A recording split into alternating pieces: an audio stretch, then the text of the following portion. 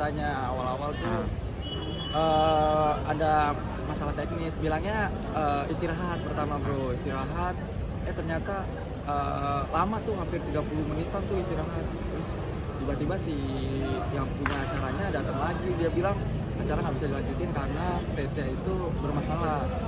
Stage-nya bermasalah, jadi acaranya dihentikan tuh. Nah di situ mulai tuh rusuh semua tuh. Gitu, kira-kira gitu sih bro. Terus penontonnya pada kayak gimana bang? Kecewa kah atau gimana? Oh, pasti kecewa bro, dia udah bayar mahal, bahkan ada orang yang dari luar kota datang nih bayar mahal, apalagi yang di bawah tuh stage, di festival tuh bayar lumayan gede om, 3 juta. Nah, gitu sih om, pada kecewa lah pasti lah om. Ya terus ini harapannya gimana nih abang sebagai penonton nih bang? Ya harapannya harusnya pihak Rafael ada solusinya sih, menurut saya ada solusinya apa yang bisa ditawarkan ke penonton-penontonnya, karena ya itu balik lagi bang, kasihan penontonnya udah ada yang dari jauh dari luar kota, terus bayar mahal dan segala macam. Ya berharap ada solusinya lah.